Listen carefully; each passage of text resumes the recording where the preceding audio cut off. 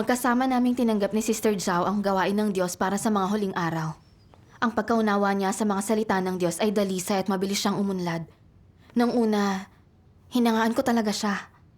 Pero sa katagalan, nakita ko kung paano siya pinupuri ng mga kapatid para sa kanyang mahusay na kakayahan. Kaya nagsimula akong mainggit sa kanya. Hindi naman kami magkalayo. Kaya ba't pinupuri siya ng lahat pero ako hindi? Hindi ba't umuunlad din naman ako? Nakipagkumpetensya ako sa kanya. Gustong laging mas magaling.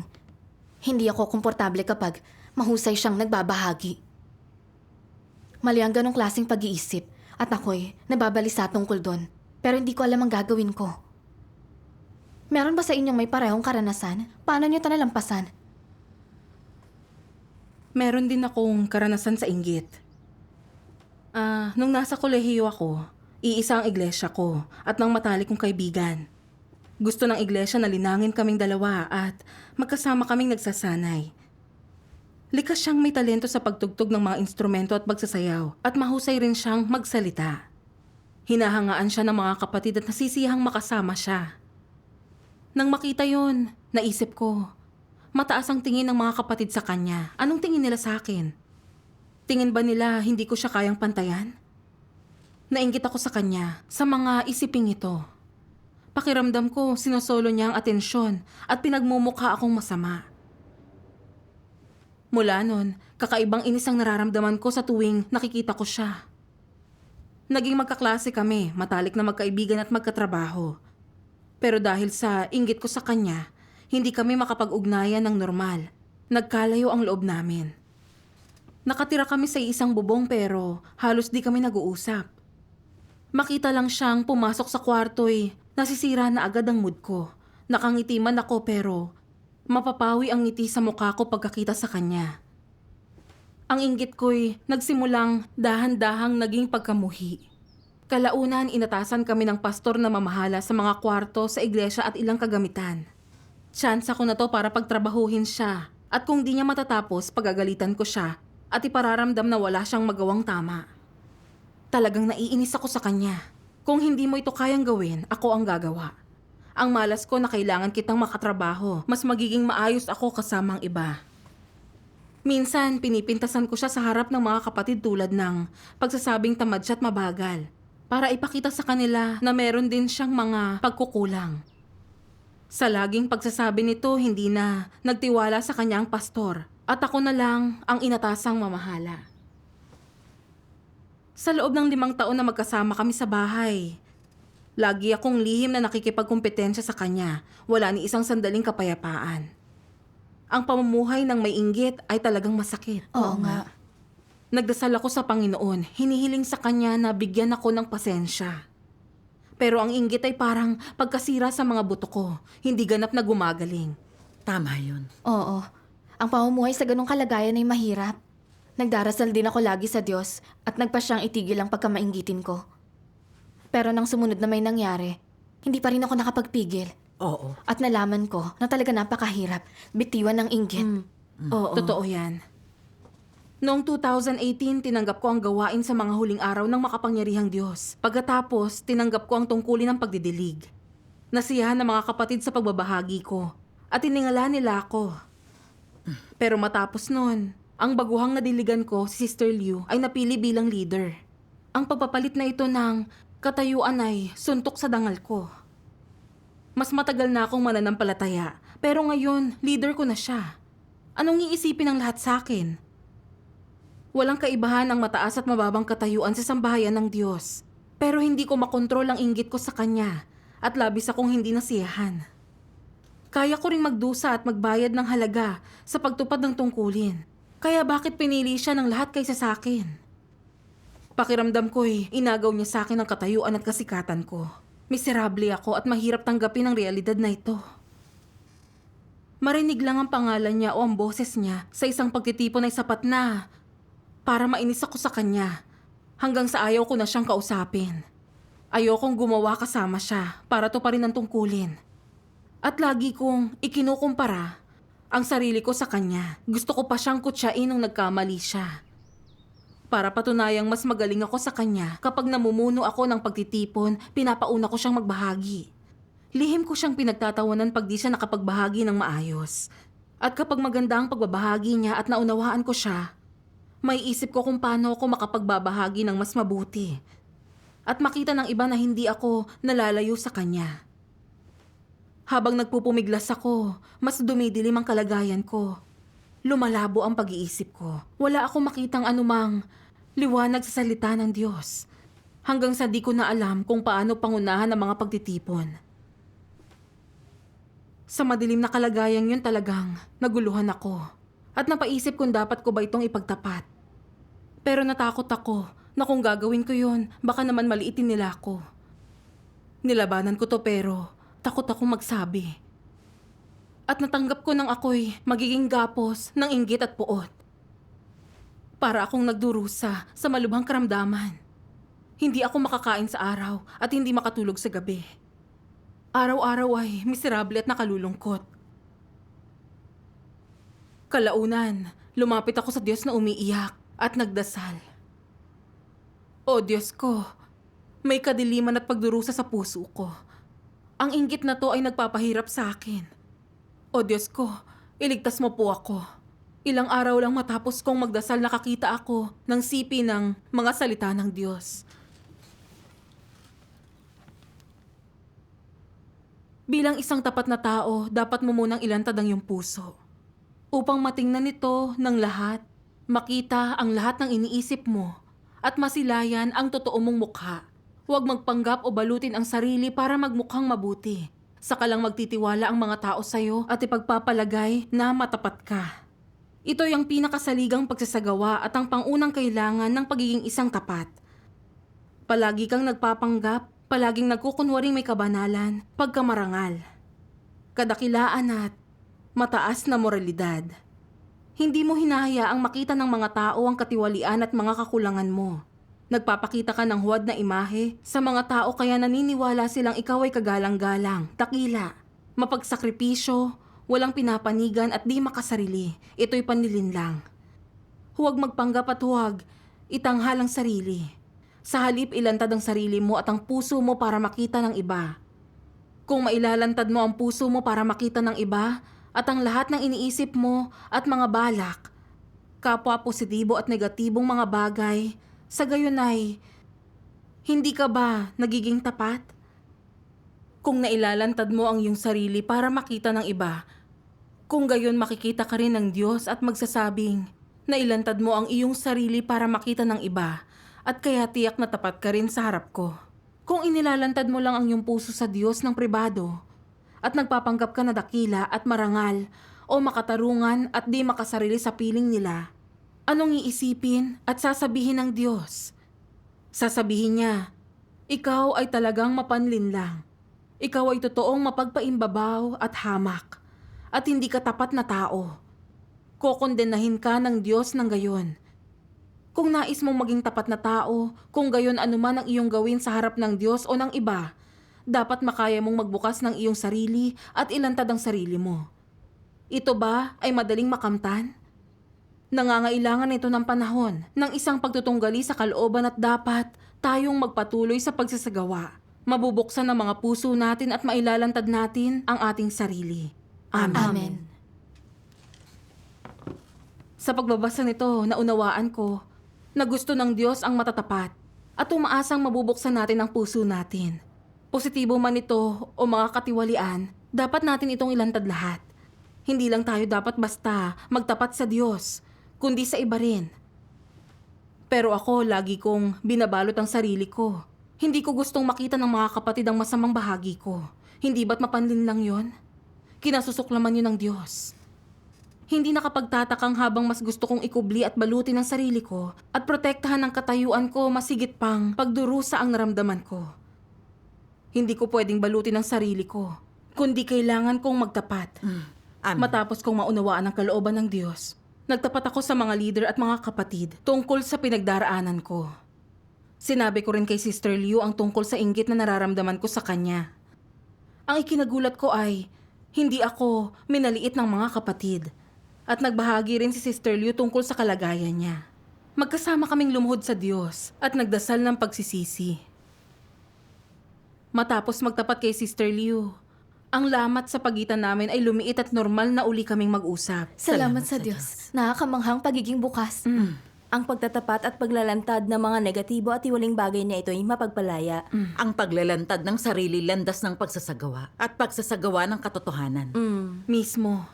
Nagkaroon pa rin ako ng mga saloobing may inggit kay Sister Liu sa mga interaksyon namin matapos yon. Pero ayoko nang makipagkompetensya. Lumapit ako sa harap ng Diyos at nagdasal para isumpa niya ang inggit ko. Siniyasat ko rin ang sarili ko para subukan at hanapin ang ugat at diwa ng inggit ko. Kalaunan, isang leader ang nagpakita sa akin ng isang video. Panoorin natin to. Sige.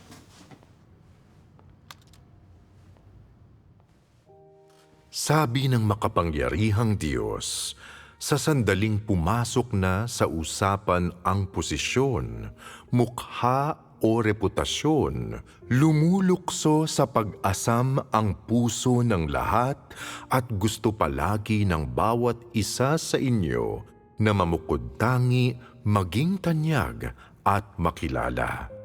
Lahat ay ayaw sumuko, sa halip ay palaging nagnanais na makipagtalo kahit nakakahiya at hindi tinutulutan ang pagtatalo sa sambahayan ng Diyos. Gayunman, kung walang pagtatalo, hindi ka pa rin kontento.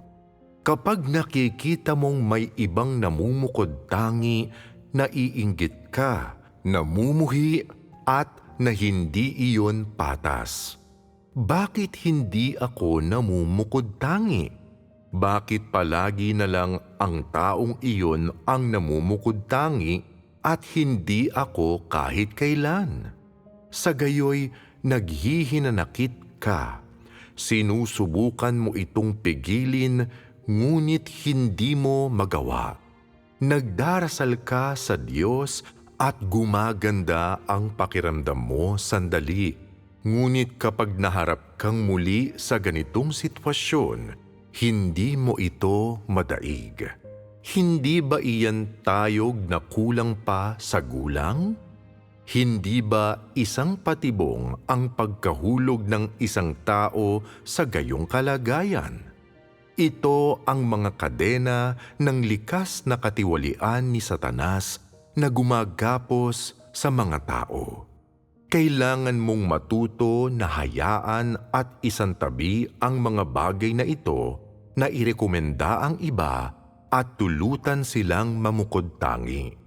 Huwag kang magpumilit o magmadaling manamantala sa sandaling magkaroon ka ng pagkakataong mamukod-tangi o mapuri.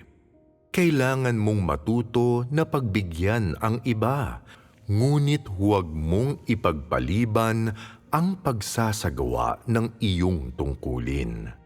Maging isang taong gumagawa ng patago at hindi nagpapasikat sa iba habang matapat mong ginagampanan ang iyong tungkulin.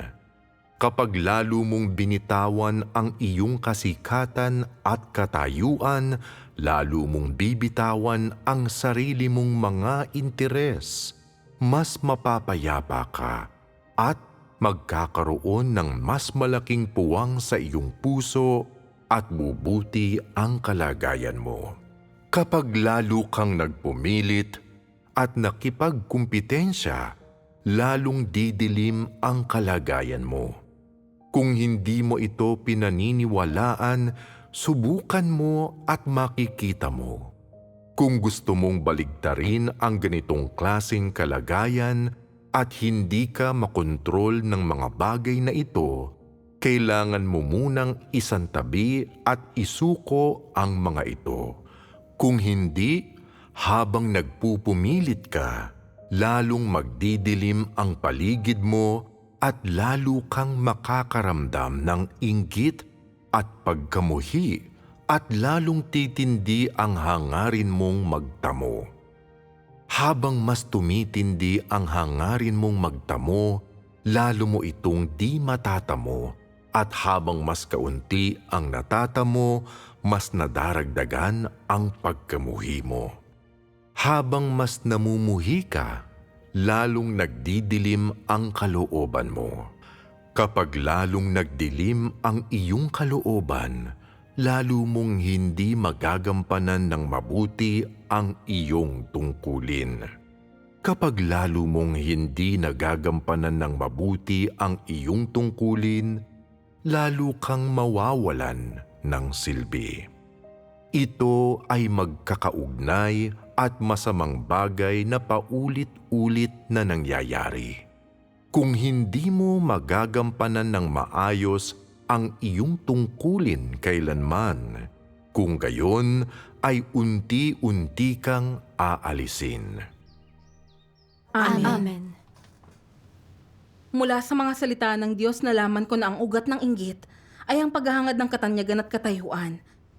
Nung tayo'y nagawang tiwali ni Satanas, ako ang sarili kong Panginoon sa langit at lupa. At isa lang ang lalaking maaaring manguna ay mga satanikong kaisipan at ideyang tinatanggap natin. Oo. Nakikita natin ang pagkamit ng katanyagan at katayuan bilang layunin sa buhay. Ninanais natin ang paghanga ng iba at maging sentro ng atensyon at papuri ng lahat ng tao. Tuwing nararamdaman nating nauungusan tayo ng iba at inilalayo tayo sa atensyon, doon lumalabas ang inggit natin. Nahuhumaling tayo sa kung paano sila mauungusan, hanggang sa kamumuhian, ibubukod at pipigilan na natin sila. Tama yan. Nagdudulot lang ito ng pagdurusa para sa ating lahat. Sa paggunita ko sa sitwasyon ko sa kaibigan ko. Dahil mas mahusay siya kaysa sa akin, lahat ng atensyon ay nasa kanya, nasaan man kami. Hindi ko kailanman natamasa ang paghanga mula sa mga kapatid, kaya pakiramdam ko wala akong kwenta. Ang pagkumpara ng sarili ko ay parang malaking dagok sa aking karangalan, katayuan at banidad. Para manumbalik ang balanse ng kalooban ko, sinamantala ko ang kahinaan niya at gumanti. Nagsabi pa ng mga nakakababang salita tungkol sa kanya sa iba. Matapos tanggapin ang bagong gawain ng Diyos, alam kong kinasusuklaman niya ang mga may inggit at nakikipaglaban para sa katayuan. Pero nagalit ako nung nakita kong nahalal na leader si Sister Liu. Pakiramdam ko ay inagaw niya ang posisyon ko, naiinis ako pag nakikita siya. Sinamantala ko pa ang pangunguna sa mga pagtitipon para makipagkompetensya sa kanya. At ninais siyang ipahiya sa harap ng ibang tao. Sa pagninilay ko, nakita ko kung gaano ako naging mapanlinlang at marahas. Wala akong normal na pagkatao. Ngayong iniisip ko ito, kung nakuha ko ang posisyon na yon, pero wala naman ako sa landas ng paghahanap ng katotohanan at ang disposisyon ko'y di na bago kahit kaunti.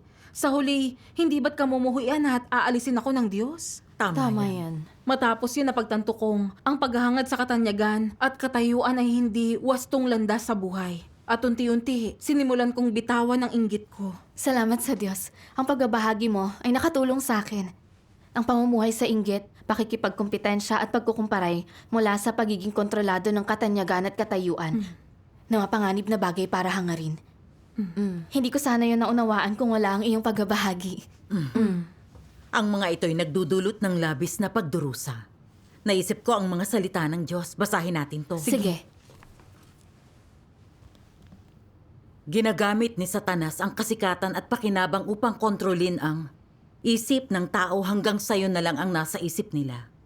Para sa kasikatan at pakinabang nagsisikap sila, naghihirap at nagtitiis sa kahihiyan. Isinasakripisyo nila ang lahat at nakakapagpasya ng kahit ano alang-alang sa kasikatan at pakinabang. Sa ganitong paraan, iginagapos ni Satanas ang tao gamit ang kadenang hindi nakikita at wala silang lakas ni tapang na iwaksi ang mga ito. Walang kaalam-alam nilang dinadala ang mga kadenang ito at lumalakad ng may matinding paghihirap. Para sa katanyagan at pakinabang, ang sangkatauhan ay lumalayo sa Diyos at pinagtataksilan siya at mas nagiging masama. Kung kaya, bawat henerasyon ay nawasak sa ilalim ng kasikatan at pakinabang ni Satanas. Kung titingnan ang mga pagkilos ni Satanas, hindi ba kasuklam-suklam ang masasamang motibo nito? Marahil hindi pa rin ninyo nahahalata ngayon ang masasamang motibo nito. Sapagkat iniisip ninyo na hindi maaaring mabuhay kung walang katanyagan at pakinabang. Na kapag iniwan ito ng mga tao, Hindi na nila makikita ang daan sa hinaharap at ang mga layunin nila na ang hinaharap nila'y magiging madilim, malamlam at mapanglaw. Subalit isang araw, makikilala ninyong lahat na ang katanyagan at pakinabang ay malahalimaw na mga kadenang ginagamit ni Satanas upang igapos ang tao. Kapag sumapit ang araw na iyon, lubusan mong lalabanan ang pagkontrol ni Satanas at lubusan ding lalabanan ang mga kadenang ginagamit ni Satanas upang igapos ka. Kapag dumating ang oras na nanaisin mong iwaksi ang lahat ng ikinintal niya sa'yo, ikaw sa gayon ay ganap na hihiwalay sa kanya at tunay mong kamumuhian ang lahat ng idinulot niya sa'yo. Sa gayon lang magkakaroon ng totoong pag-ibig at pananabik sa Diyos ang sangkatauhan. Amen. Ibinubunyag ng mga salita ng Diyos ang panganib at diwa ng paghahangad ng katanyagan. Isa ito sa mga panlalansi ni Satanas para gawing tiwalit linlangin ang mga tao. Ang mga kadena na pinanggagapos nito sa atin. Nais ni Satanas na lagi tayong maghangad ng katanyagan at pakinabang para lumago at lumobo ang ambisyon natin. Hanggang sa maiwala natin ang ating sarili at hindi na mapakawalan ang sarili natin. Tama yan.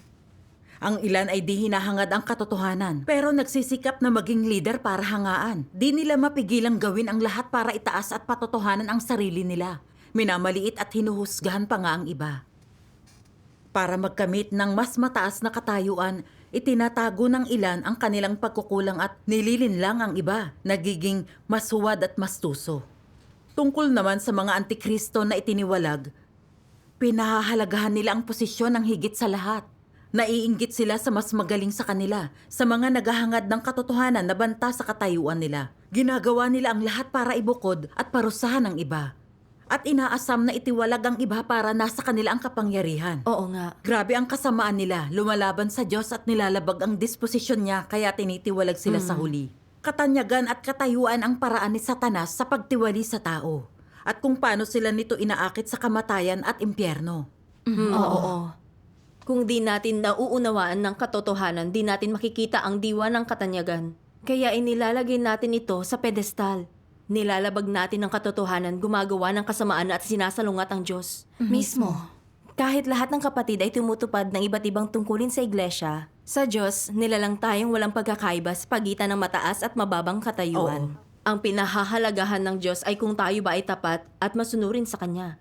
Kung mahal natin ang katotohanan at hinahanap ito. Kung tunay nating nakikita iyon, di na tayo maiinggit sa ating mga kapatid bagkus. Magagawa nating magtulungan ng may pagkakasundo at matupad ang ating mga tungkulin para mapalugod ang Diyos. Oo.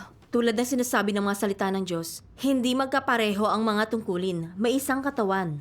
Bawat isa ay ginagawa ang tungkulin niya. Nasa kanyang lugar. Ginagawa ang makakaya. Para sa bawat siklab, may kislap ng liwanag. Amen. Amen. At naghahangad na lumago sa buhay. Sa gayon ako'y masisiyahan. Lahat tayo'y binibigyan niya ng iba't ibang kasanayan at pati na rin ng iba't ibang layunin. Ang kalooban niya ay gawin natin ang makakaya natin para mapalugod siya. At ito pa rin ang tungkulin natin bilang mga nilikha sa posisyong pinaglagyan niya sa atin. Ganon natin siya pwedeng mapalugod at matanggap ang papuri niya. Oo. Nabasa ko rin ang ilan sa mga salita ng Diyos na tumatalakay tungkol dito. Basahin natin. Sige. Ang pakikipagtulungan sa mga kapatid ay pagbabalanse ng mga kahinaan ng isa gamit ang mga kalakasan ng iba. Ginagamit ninyo ang mga lakas ninyo upang punan ang mga pagkukulang ng isa't isa. Ito ang ibig sabihin ng pagtutulungan ng maayos. Sa magkasundong pagtutulungan lang mapagpapala ang mga tao sa harap ng Diyos. Mas nararanasan ito ng isang tao, mas mayroon siyang realidad, lumiliwanag ang kanyang landas at nagiging mas panatag siya. Amen. Amen. Nakakita ako rito ng malinaw na landas ng pagsasagawa at mas naunawaan ko ang kalooban niya. Kailangan kong makipagtulungan kay Sister Liu at magkasamang tumupad ng tungkulin. Hiniling ko sa kanyang mag-heart-to-heart talk kami. Tinalakay namin ang mga problema sa tungkulin namin at hinanap ang katotohanan para malutas ang mga ito. Sa pagtagal na wala nang gana kong makipagkompetensya sa kanya, mas malaya ang puso ko at mas maginhawa ang buhay ko. Salamat sa Diyos. Marami akong natutunan kay Sister Liu na nagtulungan kami sa ganung paraan. Nagkaroon ako ng mas mahusay na pag-unawa sa kalooban ng Diyos. Inilalagay niya sa paligid natin ang mga taong mas mahusay kaysa sa atin. Para pwede tayong makaunaw at matuto sa magaganda nilang katangian at mapunan ang mga kakulangan natin. Oo. Sa ganun, makakalakad tayo sa mas matuwid na daan at mabilis na uunlad. Ito ang biyaya at pagpapala ng Diyos sa atin. Tama yan. Masyadong makitid ang isip ko dati para makilala ang pagmamahal niya. Sa paggunita sa aking mainggiting ugali, talagang napakahangal ko at isip bata. Oo. Kung kaya nating higitan ang lahat sa paligid natin, paano tayo matututo? Mabagal tayong uunlad sa ganoong kapaligiran at magiging sobrang mapagmataas tayo na hindi talaga makakatulong sa atin. Nakikita kong ang paglalagay ng Diyos ng isang sister na mas malakas sa akin ay talagang makahulugan. Hindi ko dapat pagtuunan lang ang sarili ko at dapat makipagtulungan sa Kanya para mapalugod ang Diyos. Salamat sa Diyos. Salamat sa Diyos.